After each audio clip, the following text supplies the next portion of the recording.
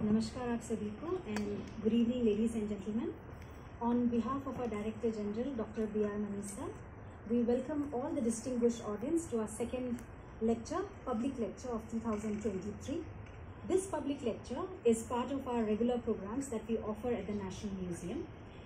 Through our lecture series, we invite renowned academicians, archaeologists, subject experts and independent researchers to share about their research work and recent discoveries with all of us. In our previous lecture, we discussed about the metaphysics of Hindu temples, and the lecture was delivered by Dr. Anand.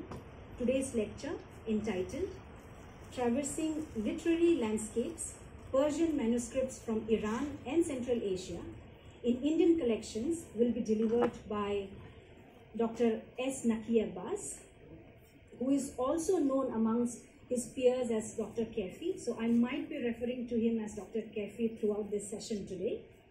Dr. Abbas is a renowned scholar specializing in Indo-Persian studies. He currently serves as the head of the Department of Persian at LS College, B.R. Ambedkar, Bihar University, Muzaffarpur. With a focus on Persian manuscriptology, cataloging and indexing, biographies of poets, and Persian calligraphy, Dr. Kaify has contributed significantly to this field. Besides his previous association with prestigious institutions including the Jamia Millia Islamia New Delhi, the Delhi University, Dr. Kaify has also worked as a consultant with the Manuscripts Department at the National Museum. So I dare say that it is like a sweet homecoming for our dear Kaify to the National Museum. He has been awarded with various awards and honors, as well as scholarship, including the Tagore National Fellowship, the esteemed Sadi Award from Iran in recognition of his research in Persian literature. He is also the editor-in-chief of Naqi, a research journal of Persian studies. He has authored and co-authored many books, and some of his notable works include The Literary Legacy of Uzbekistan in the Rampur Raza Library Collection, and this has been published in 2 volumes. He has also written Sabdachin, Jahangir Nama of Talib-e Amuli, Haft Asman, and Sham-e Gariban.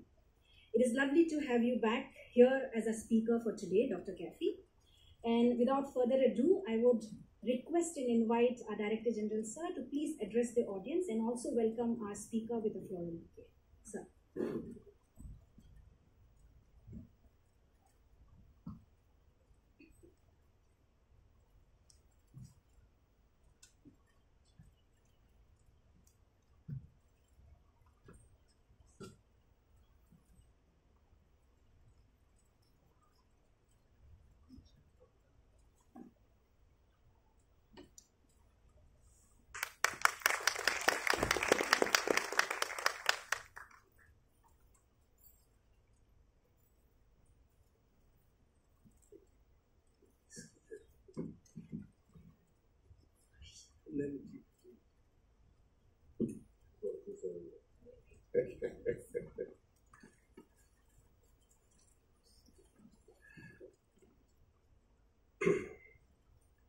Today's respected speaker, Dr. S. Naqi Abbas, जिनका तखल्लुस है Kaifi. So, ladies and gentlemen, it's our pleasure that we are having the second talk in this public lecture series today. The first talk, as Mrs. Rigge told, it was delivered last month by Dr. Anand. And after a long time, we have revived this series of monthly public lecture series. And in the second talk today, Dr. Kaify will be speaking on भारतीय संग्रहों में Iran और मध्य Asia की फारसी पांडुलिपियां.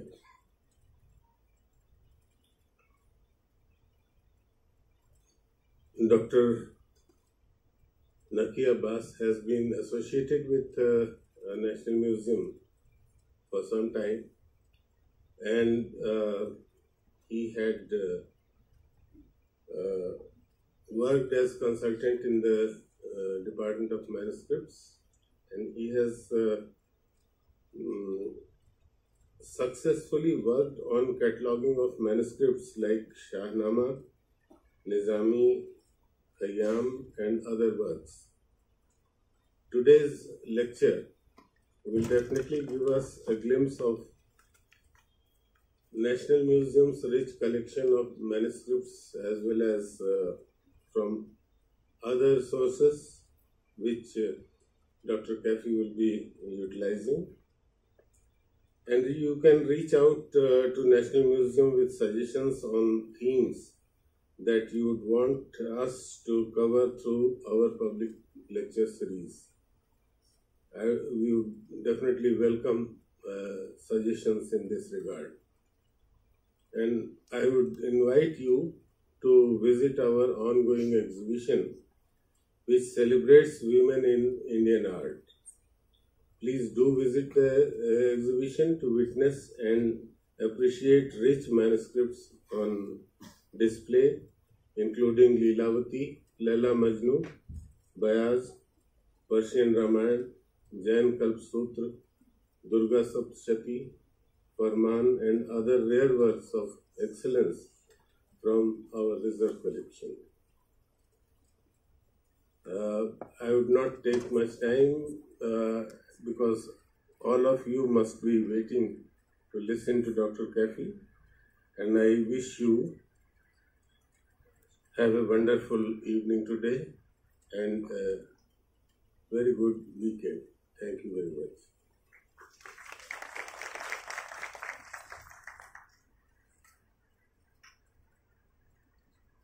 I would now invite Dr. Kaify to kindly deliver his talk, please.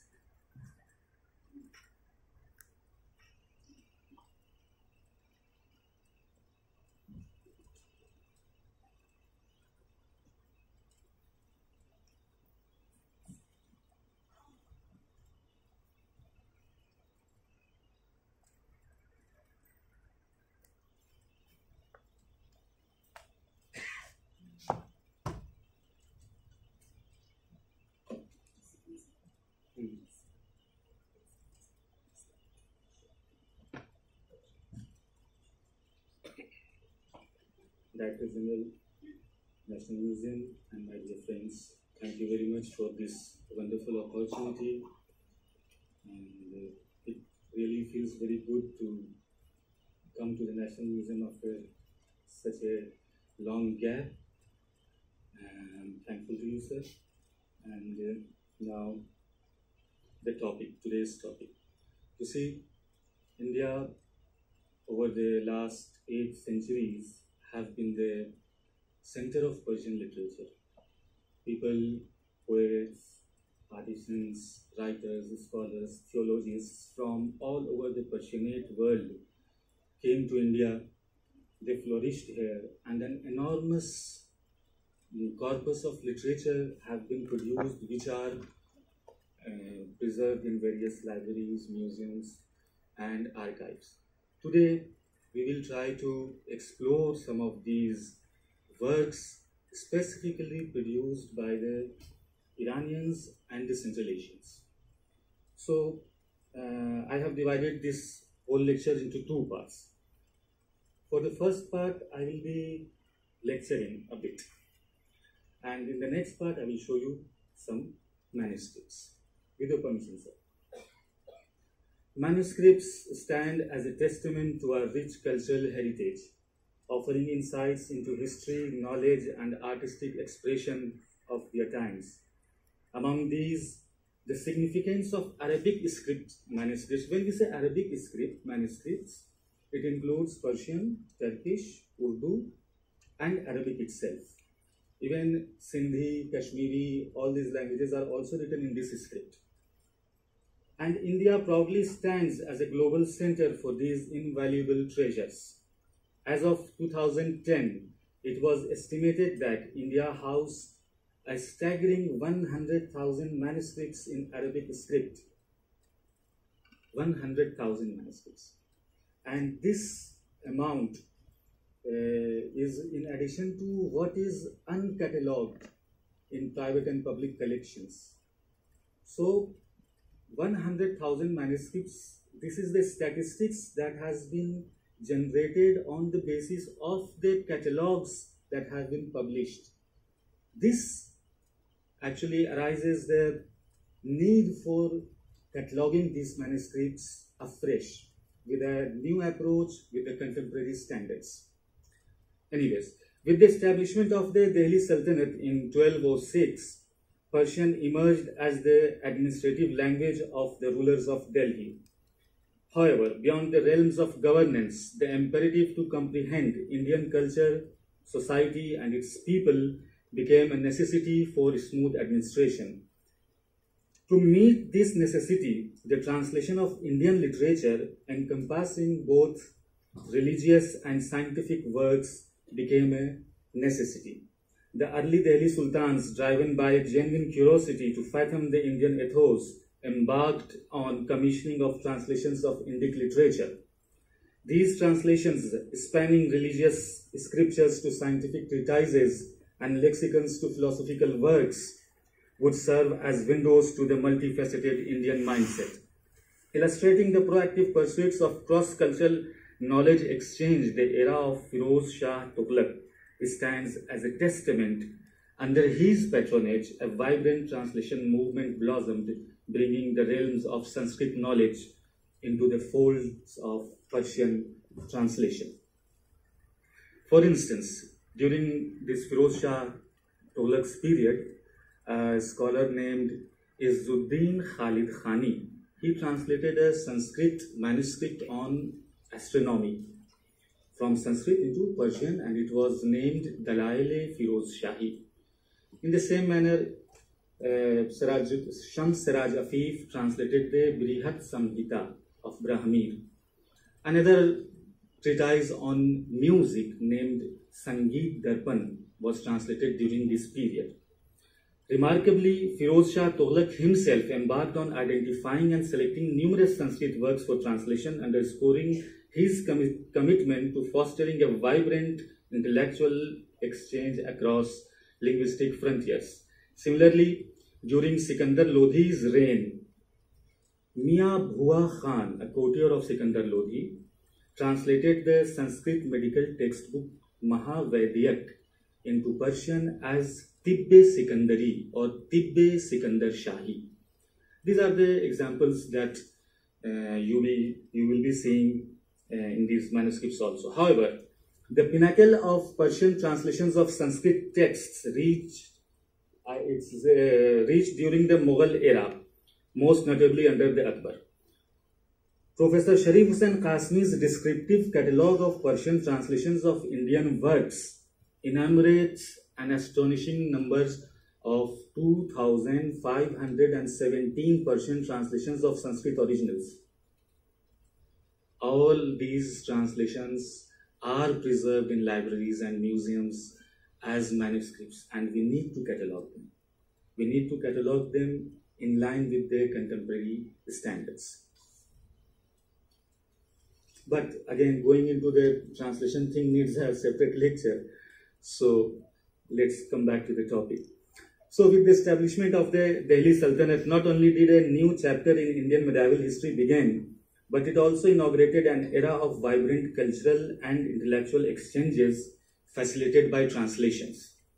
In the course of the Sultans of Delhi, who evolved over the time to accept Indian influences and gained a deeper understanding of the country, there were luminaries like poets, theologians, artists who were in their courts, and they all were engaged in some kind of literary work. Some were translating Indian literatures, some were preparing lexicons, some were recording the history, all while thriving under the patronage of these sultans. For instance, Amir Khusro carved his name into the history by profoundly depicting India and Indian culture in his Persian works.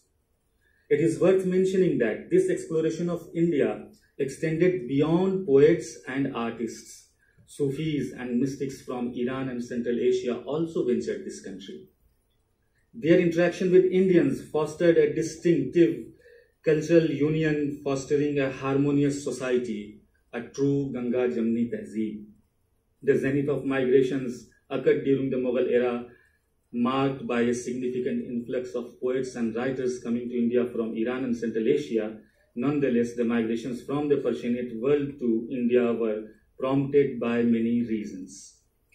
Before going further, we need to know about these reasons. Commencing with Central Asia, let us delve into the migrations that flowed from its heart to the Indian subcontinent. The zenith of their dynamic exchange and mutual influences was achieved during the initial 2 years of the Mughal rule over the Indian landscape. These migrations assembled a diverse array of migrants, merchants, fortune seekers, spiritual luminaries, and even wanderers. Through these continuous streams of movement and interactions, Central Asia and India nurtured an ongoing dialogue of reciprocal influence, particularly flourishing within the realms of art, literature, religion, music, and architecture. It is essential to acknowledge that the very fabric of the Mughal emperor's origin was woven in Central Asia. Babur, hailing from Fargana, modern-day Uzbekistan, was essentially a Central Asian who, after enduring substantial challenges, eventually found his footing in India. As a result, he and his descendants, even though they adopted India as their homeland and eventually rested here, could be termed as replaced Central Asians. They were this very aspect nurtured a sense of affinity towards fellow Central Asian migrants.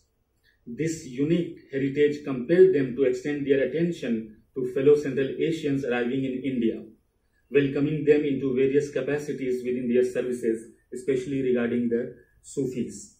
However, on a different note, the rivalry for supremacy between India, the Mughals, and the Safavids of Iran, bound by a shared thread of the Persian language, enabled the Iranians to gain favor within the Mughal court and rise through the ranks while serving under them. The most common motivation for Central Asians to migrate to India was the old age prospect of improving their opportunities. As more individuals embarked on the journey and achieved recognition and prosperity, they inspired others also to move to India. Now, for Iran, and this vast migration from Central Asia resulted in a 2 centuries of brain drain. All the luminaries, artists, poets, writers, and crossing boundaries was not a difficult thing in those days. They moved to India, they find their places according to their skills and talents in the Mughal services. But this influence was more profound for Iranians because they have more reasons to move to India than the Central Asians.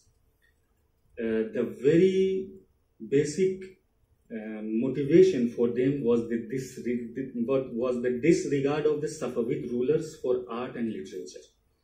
Safavid rulers were, we can say, propagators of religion, specific ideology, and they required all the writers and poets to write within a specific ecosystem, praising the religious figures, promoting the state ideology.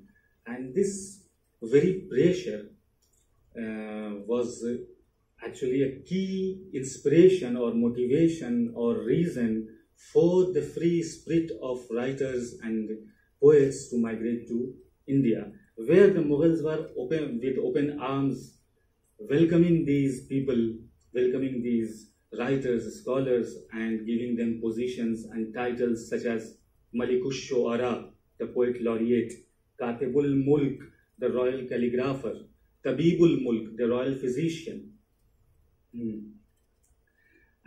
But to enumerate other reasons also, we can say that the death of Shah Ismail gave way of the political control into the hands of the fanatics. Fanatic rulers took the political scenario of Iran. Religious suppression during the Shah Tahmasp, the conspiracies by the Shah Ismail's courtiers that resulted in the killing of the princes who were patronizing literature.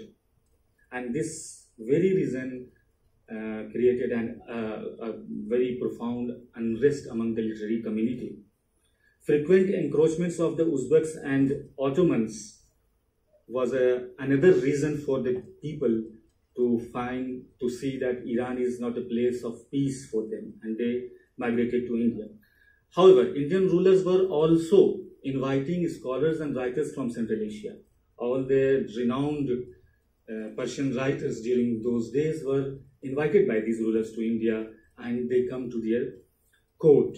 Many of them accompanied the Iranian embassies to the Indian courts, many poets, many calligraphers. There were personal reasons also. Shah Abbas II first killed all the tribal leaders of Lor, Takallu, Afshar communities, and many more.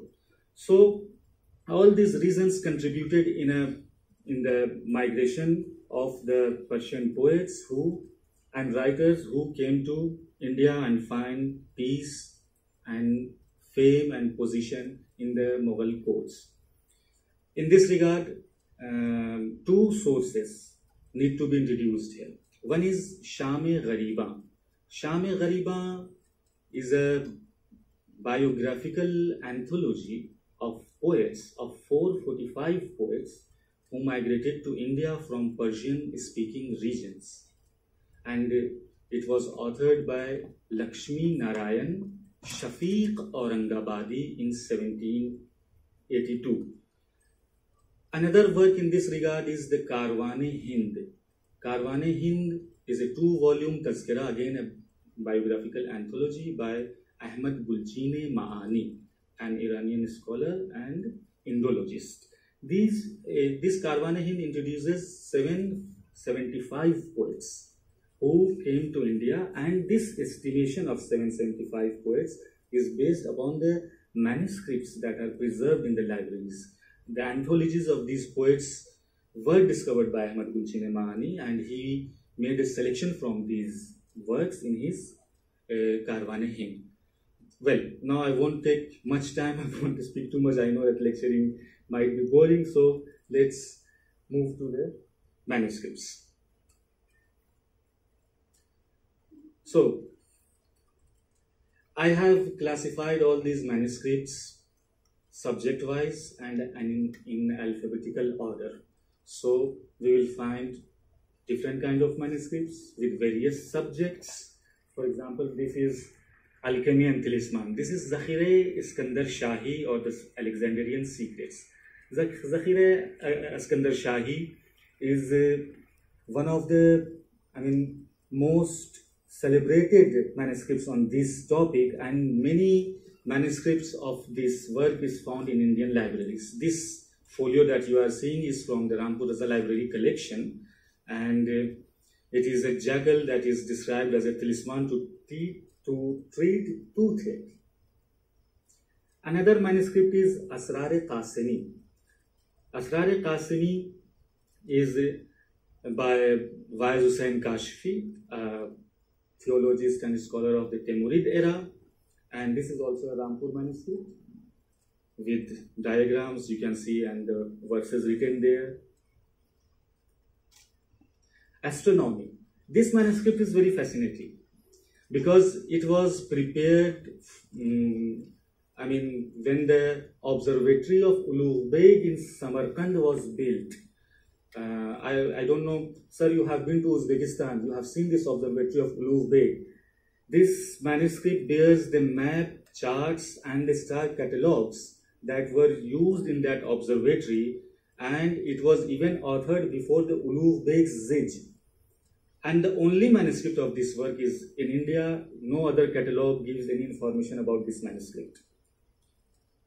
I will show you another page of this manuscript bearing the maps. moving ahead to calligraphy. You see, all these migrants, all these scholars who came to India, they have special talents also. One of their talents was calligraphy. They were celebrated calligraphers in many hands of calligraphy. And many treatises on the principles of calligraphy has been authored in India. Among those, this is Rasmul Khat by Rafiq Majnoon Heravi. He was a left-handed calligrapher. So he was called Majnoon Chapnavis. While we are speaking about calligraphy, let me show you a very beautiful specimen written by Muhammad Momin Samarkandi. See this. This is in Chalipa style and in Nastaliq hand. One of the finest specimens of the Central Asian art that has survived in our collections. It is also in Rampur. Another very interesting aspect and very interesting subject for these scholars and writers was epistolography, writing letters or ornate prose. This manuscript, Makhzanul Insha or Treasures of Epistolography, is example for it. These charts you see here, they bear titles, verses that were used while writing letters or prose for addressing people and so on. Another topic that flourished in India was eroticism, especially during the 14th century. Ziauddin Naqshbandi is in Uzbekistan, and Naqshbandi came here in the 14th century. He translated the Sanskrit literature on this subject into Persian, a free rendering, you can say it, and it's named Lazzatun Nisa, pleasure of women. But it also has Indian stories, and Naqshbandi has also added many things in it from his own side. This is a folio from Lazzatun Nisa. In Rampur library, there are several manuscripts of this Lazzatun Nisa, and one manuscript bears signature of the Nawab Yusuf Ali Khan in English and Persian. You can see at the top that this is in Persian, Nawab Yusuf Ali Khan, and here in English. This was prepared in the 19th century. Now, history writing has been a passion for these writers who were associated with the Mughal courts especially, and many of them were in fact given the service, given the duties of chronicling histories. And here we will be seeing some of these manuscripts. First, we will see the Rashiduddin Fazlullah's Jami'ut Tawarikh, a very celebrated manuscript. It has been published also. First, it was published by the Asiatic Society in the late 19th century. But a very marvelous manuscript of this work is preserved in Rampur's library. You can see. And unfortunately, this is incomplete in nature, and only the first part of this manuscript has survived with 82 miniatures. See.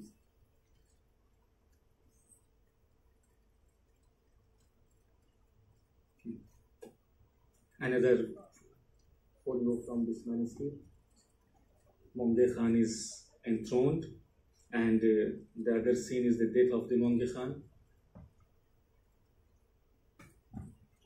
Rawzatus Safa is another historical work of importance that was produced during those days, and its writer Mir Khan was from Central Asia. He was born in Bukhara and died in Balkh. This Rawzatus Safa is a very voluminous work. It is in 7 volumes, and the manuscript here you see was a royal creation or royal work to be given to the Iranian embassy ambassador at Akbar's court those days, but unfortunately it wasn't given to him because of various reasons. You can see the first folio with the royal endorsements. In these endorsements, there is an endorsement of Abdul Rashid Dailami, the royal calligrapher of the Shah Jahan's court. This manuscript, after Akbar, went to Jahangir's library and then to Shah Jahan's library, where this Dailami was serving Shah Jahan. The other manuscript, Zafarnama of Sharafuddin Yazdi, is the history of the Taimurs, also known as Fatahnama or Taimurnama. And let me first show you, then tell you. This manuscript of Zafarnama that is in Rampur Library was completed in 843 Hijri, that is 1439 current era, and could be termed as one of the oldest or maybe the oldest surviving manuscript of Zafarnama in India or in Indian collections. Here it is. Sorry. Now, these scholars, writers, they were theologians and they were expert in Islamic jurisprudence as well. So work on religion, on theology have also been profoundly produced in India. For example, this is Matlub al-Qari, a work on Tajweed by Yusuf Zahir Rumi. Tajweed means the art of reciting Quran. And this very manuscript is not found in any other collection. It is versified and it has been composed in response to another manuscript, response to Ishaq al-Shatibi's work. And the importance of the manuscript, the significance of the manuscript gets enhanced by this, because the work of Shatibi that has been referred in this manuscript is not found in the Shatibi's works and in any other collection as well. So the only reference to that particular work of Shatibi is found in this manuscript. Another image of this Matlub al-Qari. Now, another important manuscript on Islamic jurisprudence is Fatawa Shaybani or Fiqh Shaybani, composed and dedicated to Shaybani Khan, and it is also one of the rarest and only manuscripts that has survived in India. And you see how difficult it is to edit this manuscript.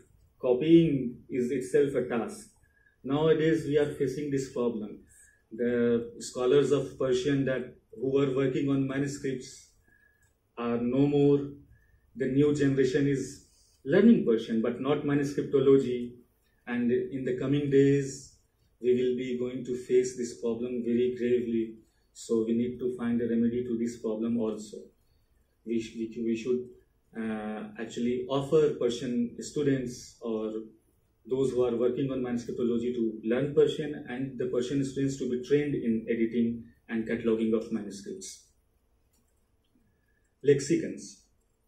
This is a sample of lexicon, Matlab Nujum wa Majmaul Ulum. It is in Arabic, but it is an encyclopedia of various knowledges that were prevalent in those days. And another manuscript of this work, same work, is preserved in the Al-Biruni Institute of Uzbekistan and has been published in facsimile form. Now let's move to mathematics.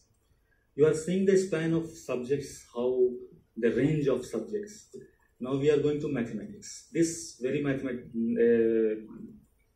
treatise is by Ali Qaushiji, known as Risale Qaushijiya. And though it has been published several times, but for the first time you are witnessing the earliest scribed copy of this manuscript. This is the earliest manuscript of the Ali Qawshiji, and now the editions that are in market or that are accessible must be compared with this manuscript to include the textual differences and see how this manuscript can help the new edition to be get updated. And there are differences, because I have seen many chapters are missing in the prevalent editions. Medicine. Zakhire Kharazm Shahi. Zakhire Kharazm Shahi, or the treasures dedicated to the king of Kharazm, is an encyclopedia on medicine compiled by Ismail Jorjani. This manuscript that you are seeing here is the earliest copy of this manuscript. Unfortunately, only half of this manuscript has survived, and the Zakhire Kharazm Shahi in itself is, and the published version is not a complete version, but this is the earliest copy of that manuscript preserved in Rampurza library with rare Kufic style headings. Here. And the list of the content is also in that very Kufic script. Interestingly, since this encyclopedia is a very exhaustive work, very comprehensive work, it was difficult to refer or carry this work by the Kharazm Shah in where he was going. So Atsis, the prince, requested Jorjani to concise this work. And Ismail Jorjani prepared a concised version, something we can say a prototype of today's pocket book, named Khuffe Olai. Khuf is socks, a book that could be fit in socks. So you can imagine an encyclopedia running into hundreds of pages was summarized into a pocket book that could be fit in socks, named as Khuffe Olai.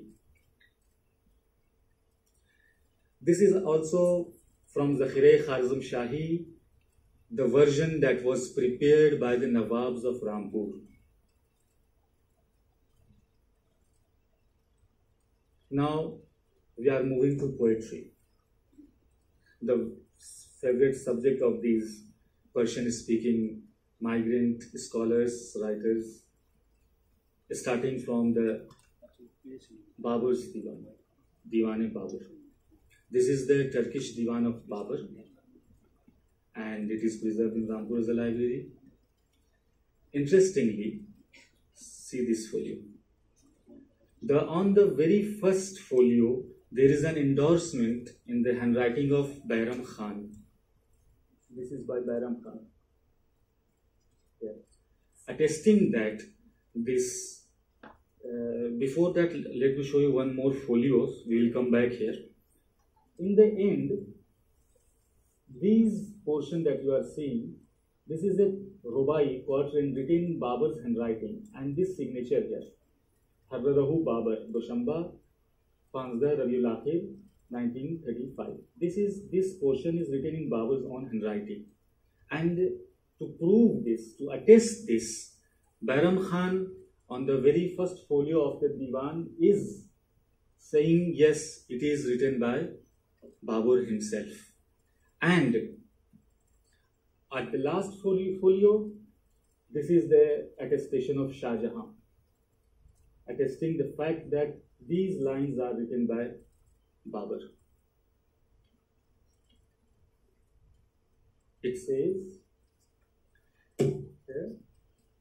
in Rubai Turki wa isme Mubarak betahqiq khat ala Hazrat Firdaus Makani Babur Badshah Ghazi Narullahu Burhanahu was.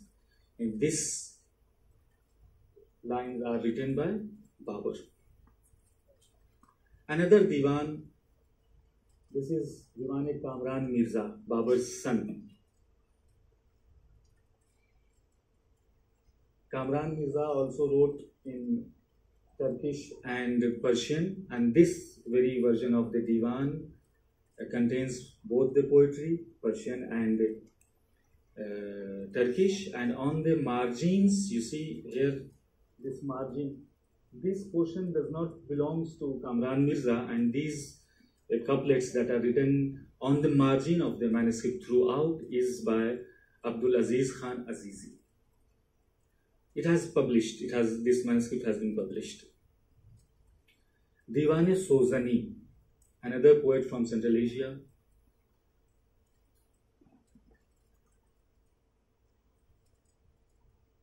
Bustan, celebrated work of Shahsadi. You all know Bustan. This is a Bustan scribed by Mir Ali Khatib. A very beautiful and precious manuscript. Goeva Chaugan. Goeva Chaugan is present-day polo. This is the story of a dervish and a prince. The dervish falls in love with the prince, who was fond of playing polo, but the dervish could never express his love to him and died. This is the summary of the story, and this manuscript is a versified manuscript narrating the story of that dervish and the prince. Shah Wagada, yet another manuscript, versified manuscript by Helali Chagatai. Helali was a 16th century poet, and interestingly, the manuscript of Diwane Helali in Rampur's library could be termed as one of the oldest discovered manuscripts or surviving manuscripts of the Helali Chagatai Diwan.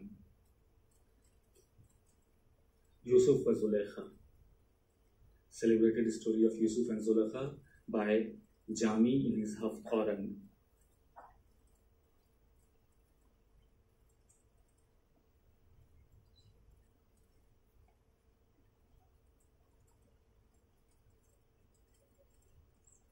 So you can see the art of the book also, the fine paintings, the margins. Another very celebrated poet of Central Asia in India was Shaukat Bukhari. Shaukat Bukhari was such, he was such well received by the Indian poets that you will find his manuscripts in almost every collection in India. Some manuscripts are decorated with gold like this, and other manuscripts are simple. Now, Sufic manuscripts.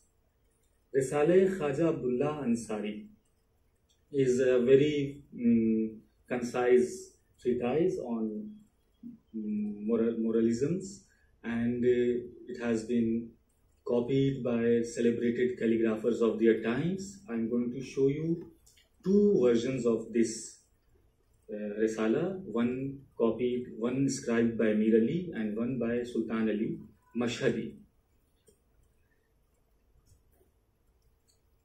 At the end of this Risala, you see here, this endorsement is by Bayram Khan.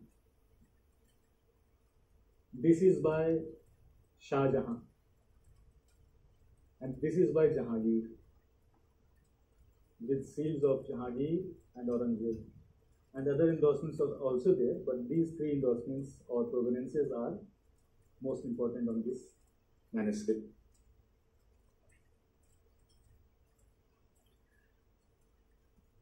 Another manuscript of the same work with provenance of Jahangir, Shah Jahan. And here the provenance was written by Jahangir, but it was subbed by these, I could say, the people who sell manuscripts, kind of smugglers. But it was retrieved and written there by pen from Tuzuke Jahangiri. This was found there. At the end of this manuscript, you will find this provenance written by Jahara, and she is introducing herself as Murid Khaja Muinuddin Chishti Ajmeri. She was very fond of Sufism. Now a manuscript of Nafatul Uns. Nafatul Uns is a biographical anthology of Sufis written by Abdul Rahman Jami. And the manuscript image that you are seeing here is in rare Bihari script, one of the earliest manuscripts of the Nafatul Uns. Interestingly, this script or the manuscripts that are found in this script are majorly Quran, manuscripts of Quran. But this very manuscript that you are seeing in the Bihari script is the Nafatul Uns of Jami, and I have seen only one manuscript other than Quran in this Bihari script, that is this Nafatul Uns. And this Nafatul Uns carries another significance here. Provenances written by Dara Shukuk. This is the handwriting of Dara Shukuk. These are written by Dara Shukuk. This is the gold decorated cover of the manuscript.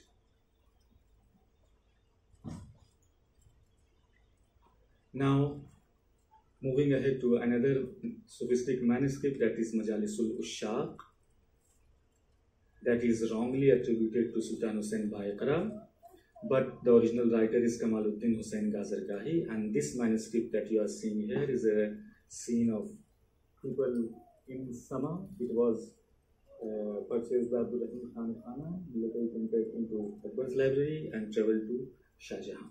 One of the finest works of finest manuscripts that have survived till date. The last, but not the least, Kalila Vadamna. Fable, Indian fable from Panchtantra. A very old manuscript of Kalila Vadamna is in Rampura's library, that is scribed by Nurullah, and it has been also published in facsimile form by ICCR and was presented to the President of Iran some years back. This is another folio from one of the fables. So this was the journey that we undertook today. I hope you enjoyed, and now I sum up my lecture here. Thank you very much. The floor is open to questions. We'll be taking 3 questions, and if there is any more, maybe we can discuss it over a cup of tea, which would be served right after the Q&A session.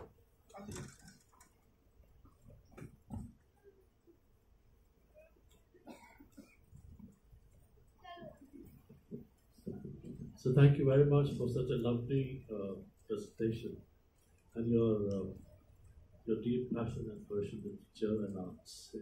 My question is, when the Persians came to India, the rulers were not Persian. The rulers were? They're not Persian. And especially the Mughals, when they embraced the Persians open-heartedly and gave them various positions, although they are two different belief systems. How did this happen? You a see, Shia and a Sunni. yes, this conflict of Shia Sunni have remained very, eye-catching throughout the history of these rulers. But there was a common thread that was binding all of them. It was Persian language. It was Persian arts, calligraphy, history of books. So these rulers, in order to influence more people by their generosity and avoid any kind of conflicts, were predominantly patronizing and supporting arts and literature. And when it comes to arts and literature, the conflict of religions goes. So there was no conflict at all in the realm of literature. All the conflict was in the realm of religion. And Persian language was the common language for Central Asians, for Iranians. Whether they were Sunni or Shia, it was not a matter.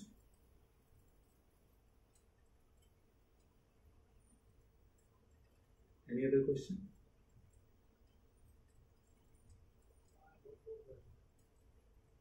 Please.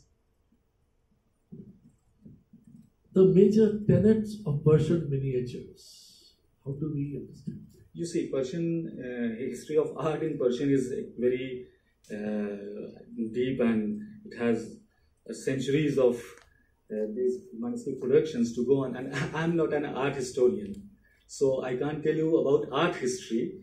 For that, you have to see other things. I can tell you about manuscripts, about textual researches, about tazkiras, about Sufism, and all this. Thank you for the lecture, sir. It was fantastic to see the kind of access you had to the manuscripts and a lot of it shared here today. I just wanted to understand how Persian gains such a vast importance. Of course, it's getting patronized by the rulers, but how is it becoming such a popular language in which a lot of art is being produced? You see, the first thing was the state patronization and support, but Persian succeeded to make its ground in general public, and Sufis, mystics played a very great role in propagating Persian. You see, for example, Khaja Muinuddin Chishti, we talked a bit later. He came to India, but he didn't know Urdu or Hindi or Hindavi. He was speaking Persian. His murids were Indians mostly. So, under the influence of their peer, they learned Persian. For example, Ghazali Mashhadi became poet laureate at the court of Akbar. Now, Indians are saying that an Iranian is getting such a esteemed position in the court. Why can't we? This is our ruler. This is our court. Why we can't gain such positions, such rewards? They start learning Persian, they start writing Persian, they start producing works in Persian. And since everybody had a background, some were, for example, paper maker, some were calligrapher, some were poet, some were theologian. And in order to inspire the ruling class, the nobility, to gain favor and position, they start writing in Persian. It's like today's UPSC. If you want to have some power, you will go for UPSC, the services, the government services. At those times, to get the government services was to explore, was to gain some depth in arts and literature, especially in Persian, to inspire these rulers.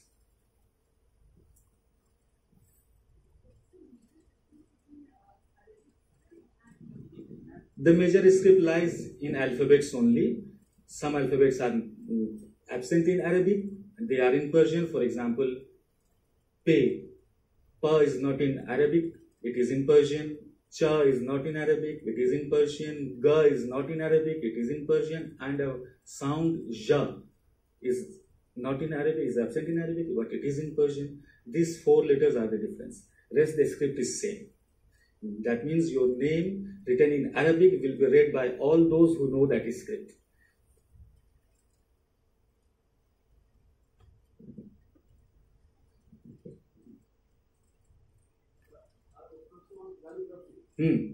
Yes.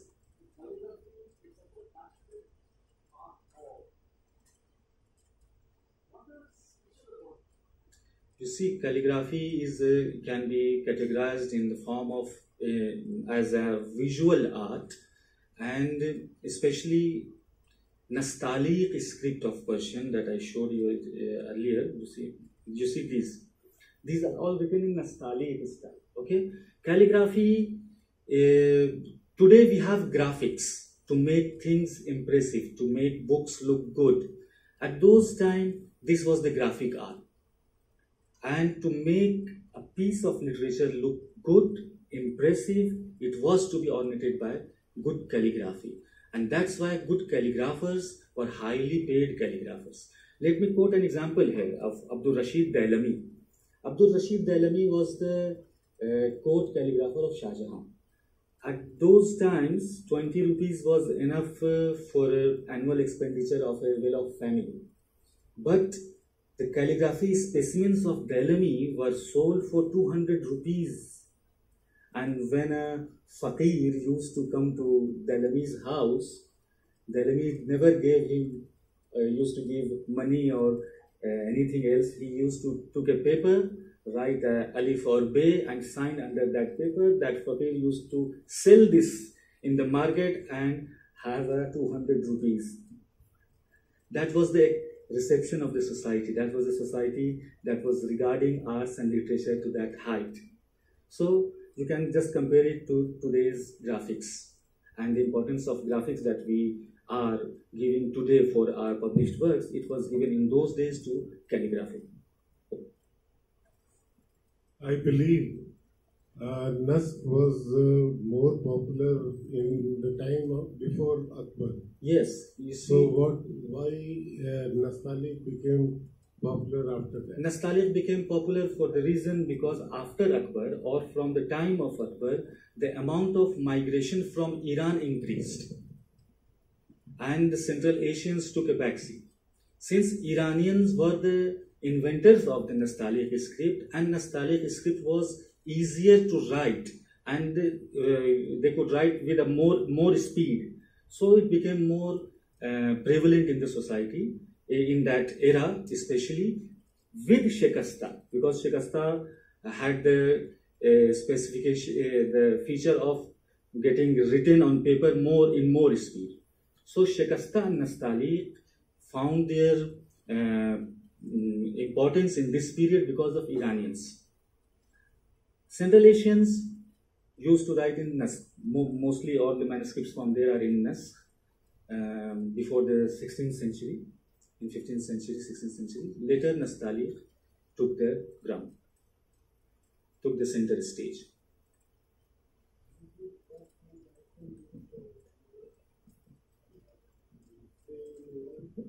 You see the Bayaz of Hamida Banu that is in your exhibition there. It was given by Shah Tahmasp to Humayun's wife, Hamida Banu. So an example is here. But no, I haven't seen such thing other than that manuscript. And some calligraphic specimens that Humayun brought with himself. Among those is a Diwan of Ahmad Jam from Turbat-e-Jam. When he was there, a person gifted him this Diwan of Ahmad Jam. So one Diwan and this Bayaz.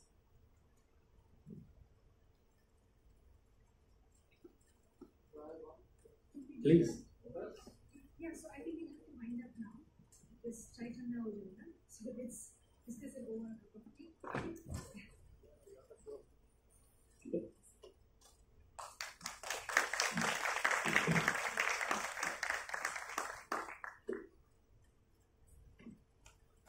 Thank you very much, Dr. Kaify, for this informative virtual treat. And as you're aware, India is hosting the G20 presidency, and the summit's tagline is Vasudhaiva Kutumbakam.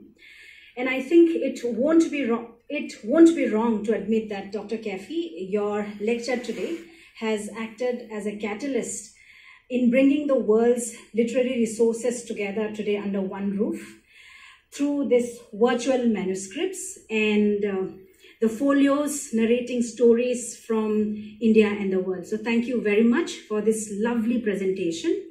And I'm sure that our audience who have joined us today to attend this session, if not more, the resources presented today have certainly added to your already enriched repertoire. So I hope you had a great session attending the session today. So thank you very much. Yes, of course, a very, very big thank you to the audience, to the distinguished audience who have gathered here today for this session. We value your participation. We value your feedback. Hence, Sir said in the very beginning that please do give your suggestions if there is any in regard to the lectures that you want us to conduct in the museum. So we look forward to your feedback. So I think before we call it a day, we would invite you to please join us for a cup of tea. And Harry ji, aap apna question tak